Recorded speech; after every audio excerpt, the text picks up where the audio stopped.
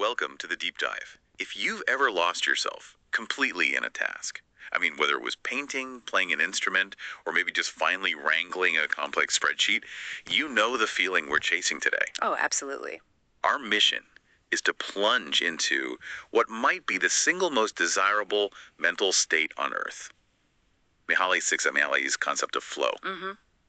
We're going to try and uncover the precise, almost alchemic ingredients needed to enter this zone, this state of optimal experience. And see how this deep immersion is linked not just to peak performance, but to finding your most authentic self. It really is the holy grail of psychological states. So what is it at its core? Flow is that moment of intense concentration that leads to total immersion and really a profound sense of enjoyment. When you're truly in flow, everything feels seamless. Nothing else seems to matter. Nothing. And you feel entirely capable. You know what I love about this concept is how grounded it is. Csikszentmihalyi didn't just invent a big technical name for it. No, not at all. He named it flow because back in 1975, the people he interviewed, athletes, artists, everyone, they all kept using the same metaphor. What was that? They felt like they were being carried along, effortlessly by a water current.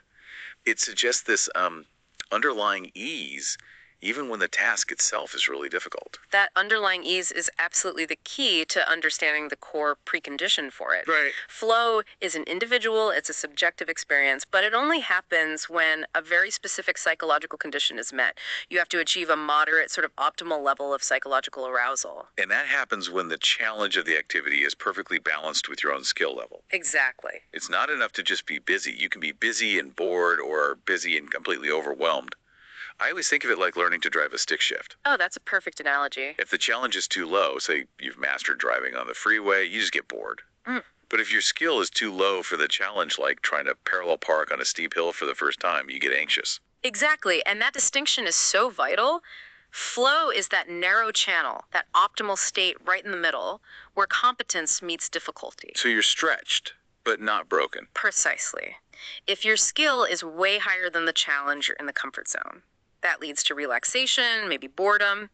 If the challenge outstrips your skill, you're in the strain zone, worry, anxiety. Flow is that dynamic balance. That insight alone is huge. Flow is specific to your current level. It's a completely personalized, optimal state. So once we've set that stage with the skill challenge balance, what are the definitive features? How do we know we're actually in flow? Okay, so that brings us to the classic framework. This was identified by Nakamura and Csikszentmihalyi, and it outlines 6 defining factors. This is basically the checklist that confirms you're in the zone. All right, lay them out for us. Let's try to unpack what each one actually feels like. First, you have intense and focused concentration on the present moment. Your mind is just fully occupied. Second, the merging of action and awareness. A seamless unity of body and mind. You stop thinking about doing something. You just do it. You just do. And crucially, the third pillar, a loss of reflective self-consciousness. I think this is the one people crave the most. That the inner critic, that part of us that's constantly judging our own performance, it just vanishes. It does. It's not that you're distracted from it. It's that you are so absorbed, there is no mental space left for self-doubt or worrying about what others think. So it's not simply, I'm not thinking about my problems. It's more like, I am physically incapable of thinking about anything except this task. Precisely. Yeah. That total absorption enables the fourth factor, Yeah. a powerful sense of personal control or agency over the situation. Okay. Fifth, there's a distortion of your experience of time. It either speeds up, where hours feel like minutes, or Sometimes it slows down, Yeah. right? In those really complex moments. yes, it can feel like it's slowing down, allowing you to react with what feels like superhuman speed. That fifth one is often the easiest marker for people. You look up at the clock and you just think, wait, 3 hours passed. And finally, the sixth pillar, which is maybe the most profound, the activity has to be intrinsically rewarding. This is known as the autotelic experience. Autotelic. That term sounds a bit philosophical. What's the practical difference between doing something that's autotelic and, say, just doing a boring task for money? It means the activity is performed for its own sake. The process itself is the reward. Think of it this way. A job you hate but do for the paycheck is extrinsic. It needs external motivation. Right. An autotelic activity, like gardening or playing music, it provides internal rewards with every small challenge you overcome. The motivation comes from inside the process. That completely flips the script on how we normally think about goals. So this intrinsic drive, this desire to overcome a challenge just for the sake of it. That's what Csikszentmihalyi found leads not just to a fleeting optimal experience, but also links directly to overall life satisfaction. You're designing your life around things that feed your soul, not just your wallet. It's powerful stuff. And, while that classic framework is the foundation, some modern researchers, like Norsworthy and others, they define flow a bit differently, but the core idea is the same. Which is? An intrinsically rewarding state of absorption where a high degree of control feels more effortless than normal. The key takeaway is always, optimal challenge plus high motivation equals effortless absorption. Let's move this from the abstract to the embodied. Yeah. We have some sources that talk about how flow manifests physically, specifically in water-based activities, diving, kayaking, surfing. Right, where the physical environment seems to just turbocharge the psychological state. Exactly. Well, water environments provide such a rich context because they demand these immediate nonverbal feedback loops. Participants in these studies often describe an almost spiritual transformation of time and space. They feel lost in the world. Yes, lost in the world. They transcend ordinary awareness of the clock and where they are. The activity offers a truly restorative breakaway from the stress of daily life. So that merging of action and awareness, pillar 2, that must be just overwhelming when you're physically immersed like that. It really is. And it touches on this concept of embodied cognition. What's that? It's the idea that how we think, plan, and feel our cognitive processes are fundamentally rooted in our physical bodies and our actions. Okay, so give me an example. When a kayaker finds their perfect rhythm, or a surfer locks into the movement of the wave, the sensory immersion and that rhythmic movement, it facilitates that seamless unity of mind and body. So it's not just thinking about how to paddle. The physical act of paddling is the thought process. Yes, the rhythm of your breath, the movement of the paddle, it all becomes cognitive input. The action becomes automatic, effortless. It bypasses that slower, analytical, self-conscious part of the brain. Which brings us back to that heightened sense of control, pillar 4. How can someone feel total control when they're dealing with something as unpredictable as an ocean current? That's the paradox, isn't it? It's not control over the ocean. It's control within the system. Exactly right.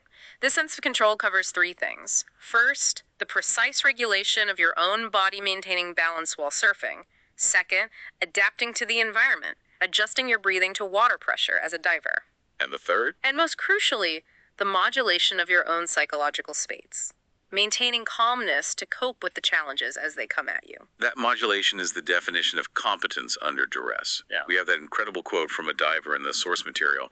He says, "My fear stems from confidence in my technical skills. At 30 meters, I feel no fear." It's such a powerful statement. Flow isn't the absence of danger. It's the total confidence in your ability to manage the danger.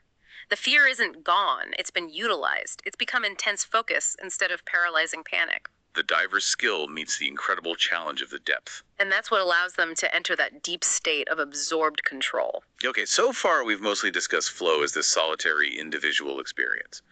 But it doesn't always require silence or isolation, right? What about group flow? Absolutely. Group flow is very real. You see it all the time in highly synchronized contexts like a jazz trio, an orchestra, or most recognizably, competitive sports. I imagine it requires immense discipline from everyone in the group to maintain that collective skill challenge balance. It does, and the results are profound.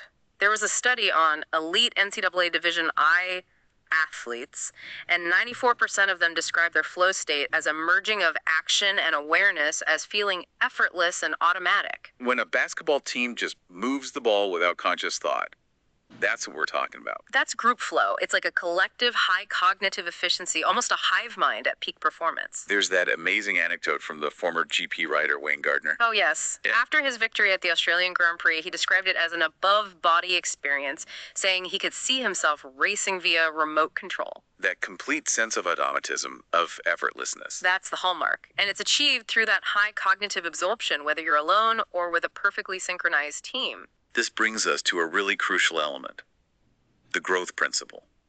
If flow is defined by that balance of skill and challenge, Then to experience it again with the same activity, you have to raise the stakes. You must develop. You can't just stay at the same level. No, that's the engine driving personal development. To stay in that state, you have to seek increasingly greater challenges that match your growing skills. If you don't, your skill level will eventually exceed the challenge. And you slide right back into the boredom zone. And you're knocked out of flow. So personal growth isn't just a happy side effect of flow, it's a mandatory prerequisite for sustaining it. The very mechanism of enjoyment is also the mechanism of self-improvement. And that's why flow theory has been so influential in the real world. In education, for example, it's linked to deep immersion and intrinsic motivation. It naturally leads to self-directed learning because students want to find that next level of challenge. And what about in the workplace? In the workplace, flow correlates very strongly with positive affect and improved performance. It's a reciprocal relationship. Good performance makes flow more likely. And then being in flow increases your motivation to perform well again. Creating a positive feedback loop of productivity and, just as importantly, satisfaction. Let's pivot back for a moment to that first pillar of flow. Intense concentration. To achieve that kind of focus, you have to eliminate distractions. You're right. Which naturally points us toward the necessity of minimizing external demands. And this brings us to the psychological power of solitude. The connection between flow and solitude is direct. You need the psychological space to achieve that absorption, but we have to be really clear. We're not talking about loneliness or isolation. Exactly. We're talking about what's called positive solitude, a self-chosen state that fosters creativity, self-reflection, and psychological growth. That's such a key distinction. Solitude doesn't have to mean sadness. We have some great insights from a study on millennials during the early COVID-19 lockdowns when solitude was, involuntarily imposed on them. And they managed to flip that forced disconnection into a positive psychological opportunity. How? They leveraged two key concepts of freedom. First, they gained what's called negative freedom.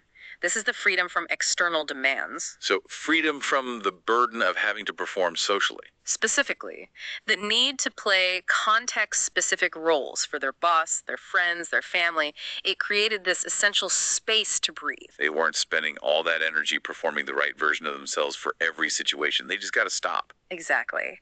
And that subtraction of external pressure directly enabled the second concept, which is positive freedom. This is the freedom to engage in self-chosen, intrinsically rewarding activities. The autotelic activities we were talking about earlier. The very same. We saw participants describing playing the guitar just for pleasure as noisy meditating or finding they could think more productively while gardening. So they replaced the external burden of social performance with the internal absorption of activities they chose for themselves. What was the ultimate psychological payoff of that? It facilitated the cultivation of a congruent self-concept. And this is where the magic happens.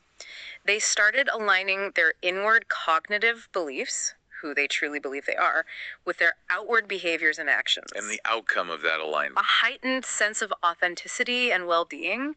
They often described it as a compassionate liberation, where they became kinder and more understanding of their own internal needs. You can just hear the transformation in their voices. We have that amazing quote from one participant that captures it perfectly. I don't know who I was before this, and now I think I do. I'm like, yeah, I am a person. Wow. That is the sound of someone whose fragmented, performative self has been integrated into an authentic whole. It really is. It proves that flow isn't just about productivity. It's a necessary psychological process for self-discovery. That total internal engagement allows the authentic self to emerge, freed from the constraints of all those social roles. So to summarize our deep dive into flow, we've established it's this highly personalized sweet spot where your skill meets a challenge. And that leads to enjoyment, to continuous growth, and eventually to cultivating a more authentic, integrated self. All because it demands total, effortless immersion. That total immersion, that loss of the inner critic and self-consciousness is what makes flow feel so transformative. It suggests that to truly change, we first have to allow the self to just dissolve in the process. And that leads us to our final provocative thought. If flow requires such profound absorption that you momentarily lose your sense of self, it connects really strongly to the great mythological patterns of transformation. I'm thinking of Joseph Campbell's hero's journey. The stage known as the belly of the whale. Exactly. It symbolizes that necessary phase of self-annihilation, a metaphorical death, being completely consumed by the challenge before the hero can be reborn and return with wisdom.